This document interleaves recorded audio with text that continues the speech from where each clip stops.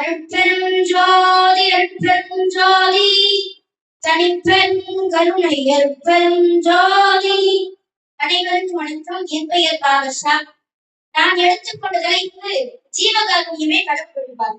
சாதிகளால் செவடு வேண்டாங்க, மதங்களால் மண் வேண்டாங்க, சடங்கு சம்பிரதாயங்களால் புழுகி மேலாக தமிழ் சமூகத்தை புரட்டி போட்டோர் பூகமும் தான் உள்ளது.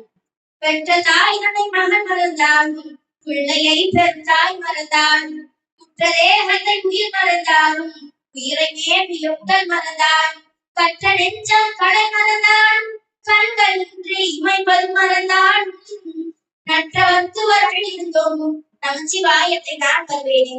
சில்ல பிள்ளையாய் இருந்த தில்லை நடராஜன் முன்னே செல்ல பிள்ளையாய் சிரித்த வள்ளல். முத்தமிழையும் மொழிக்கும் தந்தையனவே மொழிந்து முத்திரை விதித்தவர் வள்ளல்.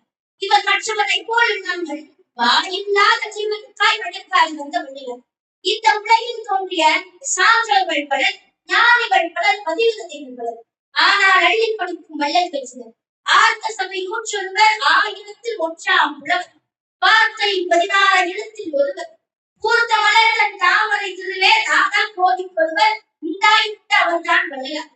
நூலில் ஒருவர்தான் கற்றவ சபையில் இருக்கக்கூடியவர். 1000 ஒருவர்தான் கல்விக்குரியவராயிருப்பார். ஆனால் கோடியில் ஒருவர்தான் வள்ளலாக இருப்பார். அக்கோடியில் ஒருவர்தான் வள்ளல் என்பது பொருளை வாரி வாரி வழங்குவதால் வள்ளல்.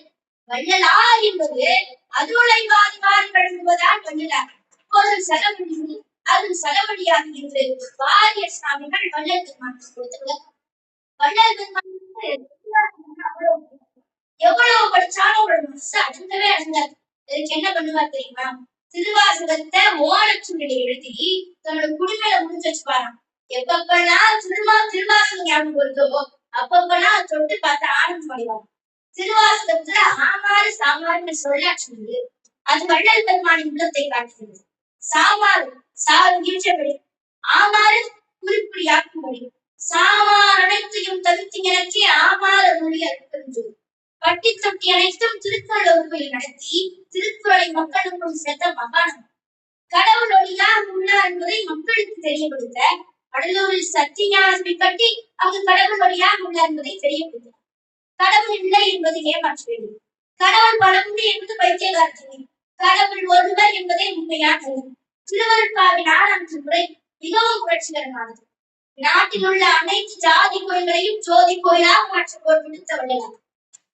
ஜாதி மத சமயம் இடம் எல்லாம் தவிர்த்தே சாஸ்திரப்பையும் தவிர்த்து மக்கள் பக்தி என்ற பெயரால் கடவுள் மற்றும் சடங்குகளின் பெயரால் துன்பத்திற்கு ஆளாவதை என்ற வள்ளலார் பொருளான மக்கள மாற்றங்களை எல்லாம் வழித்துறை தெரியாமல் மூளை போகை என்ற ஆவேசமாக பார்த்தார். அன்பே தெய்வம் என்றார். தெய்வம் 2 நம்பி அதவும் ஒன்றென தெரிந்து ஆண்முனேய ஒருமைப்பாட்டினர் உலகில் உள்ளோர் அனைவரும் ஒன்றுபட்டால்தான் இந்த சமூகம் தழைத்தோங்கும் என்று கூறுகிறது. பெண்ணினுள் ஆணும் ஆணினுள் பெண்ணும் ஐவரும் கலந்த அருட்பெரும் ஜோதி. மதம் ஒரு அப்படி அது மாநிலத்தை கொள்ளும். வள்ளல் பெருமாள் சித்திகளா திருமாளிகைகள் இறைவனை நினைந்து நினைந்து உணர்ந்து உணர்ந்து நெகிழ்ந்து நெகிழ்ந்து அன்பே நினைந்து நினைந்து மூச்சாழும் கண்ணீர் அதனால் உடம்பு நனைந்து நனைந்து அருள் நமுதே நன்றியே ஞான் விளக்கல் சே என்னுரிமை நாயகனே என்று தில்லை நடராஜ பெருமானை அழைக்கிறார். தில்லை நடராஜ பெருமானும் காட்சி அளிக்கிறார். வள்ளலார் பின்பும் வருகிறார். நடராஜ பெருமான் கேட்கிறாங்க, நான் தான் வந்துட்டேன், உன்னுடன் கலந்துட்டேன், இன்னும் யார் உள்ள அப்படின்னு. அதுக்கு வள்ளல் பெருமான் சொல்றாங்க, என்னோடு இருக்கும் பொழுது என் நான்கள் எல்லாம் சித்திகளே வைப்பானே, இந்த அனுபவத்தை எப்ப உலக மக்களுக்கு எல்லாம் கொடுக்க கேட்டாங்க. அதுக்கு நடராஜ பெருமான் சொன்னாங்க, உன்னை போல் நான் மனமோந்து வேண்டுகிறார்கள், கண்டிப்பாக நம்ப வேண்டும். ஓதி முடியாது என் போல் இவ்வுலகம் பெறுதல் வேண்டுவேனே என உலக மக்களின் நலனை மட்டுமே பார்க்கணும். ஆதையும் அந்த உள்ளா அற்பன் ஜோதியாக தோன்றியவர் உள்ளது. திருவாசகத்தில் கூறுகா பொதுவாசகத்தில் கூறுகா என்று மட்டும் ஏன் பலருக்கு வானம் வசப்படவில்லை? ஏனென்றால் நான் கடந்த மாணிக்க வாசகா என் வாசகத்தை நான் கடந்து வாழ்ந்தாய் சாற்றினிலே என் கடந்து பால் கடந்து செங்கல் நீதி சுவை கடந்து உன் கலந்து உயர் கலைந்து ஒட்டாமல் நிம்மதி வைக்கிறார். அதாவது திருவாசகம் நாம் முரண்டல்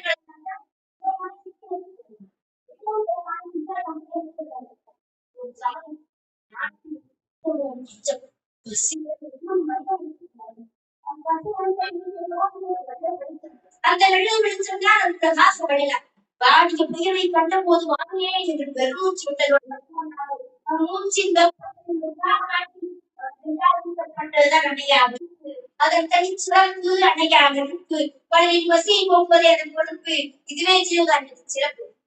அது மட்டுமல்லாமல் பசியாளர்களுக்கும் ஜீவகாண்டத்திற்கும் என்ன சம்பந்தம் என்று கேட்டதற்கு பசியோடு வந்து பசியாளர் பொழுதுதான் புரியும் என்கிறார். தீயை தீயார் அடைக்க முடியுமா? தீயார் அடைக்க முடியும் என்கிறார் வள்ளலார். பசித்தீயை அவர் கையால் முட்டப்பட்ட அணையால் அணைக்க முடியும் என்கிறார் வள்ளலார். பசி என்னும் சிறப்பாற்று ஏழைகளின் அதிவென்று உழைத்து எடிக்கின்றது ஆகாரம் கூட தணிக்காமல் ஏற்றுகின்றதே சிலர். மகாபாரதர் போன்ற மனித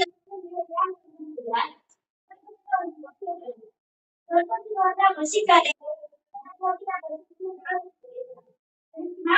நாட்காட்களை வாங்கி வைத்துக் கொடுக்கறா அப்படின்றாங்க. அவரும் அப்படியே செய்கின்றார். பசி அடைகிறது. விரலை வடித்தால் மீண்டும் பசிக்கிறது. என்ன காரணம் என்று அவர் கேட்கிறார். அதற்கு நாரதர் கூறுகிறார், கர்ணா, நீ என்னதான் தானம் செய்திருந்தாலும் செய்யத்தவரை தானம் ஒன்றுள்ளது, அதுதான் உன்னதாகும்.